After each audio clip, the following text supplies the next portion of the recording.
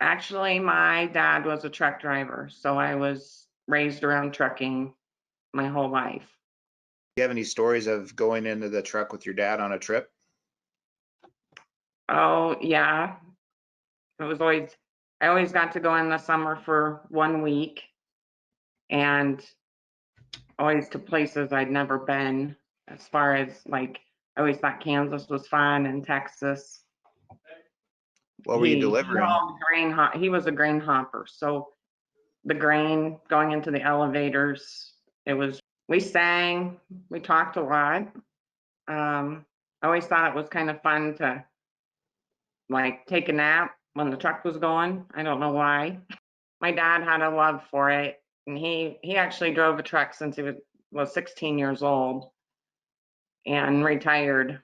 So it's just always been, and I knew the languages. I mean, there's terminology, I guess, that goes with this that I got to go in the summer and then when I wasn't in school, and then I got to go at Christmas time. That was really nice because I all the Christmas lights, and he seemed to know where to kind of find them. So I had been a nurse. Um, just I wanted something new, something interesting. I'd been a nurse for over 24 years, so I I decided I needed to give this a try after my dad had passed away. Um, I don't know. I just had I don't know, something in my heart just said, try it. And there was an ad and I went for it. We got a driver a load, sent him to this island, and then he had to get on a ferry with the truck and go across the water to get to the island to deliver a load of hominy. He was he wasn't sure. Like, Great pictures and great stories, and he's seen some marine life. Um, he said he'd go back after he had done it, away from their families.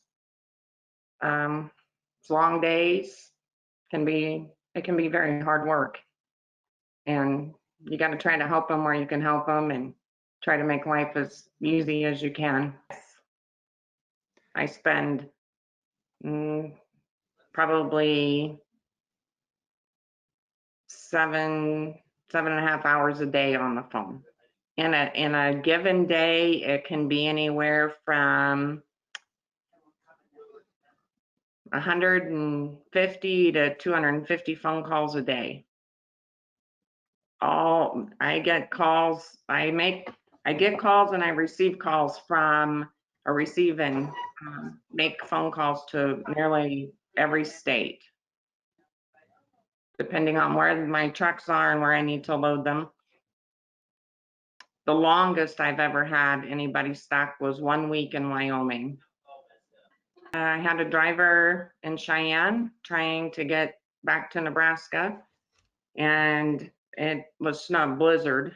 And he got into the truck stop, and about every other day, they would open it up a little bit and tell him they could go for 4 days.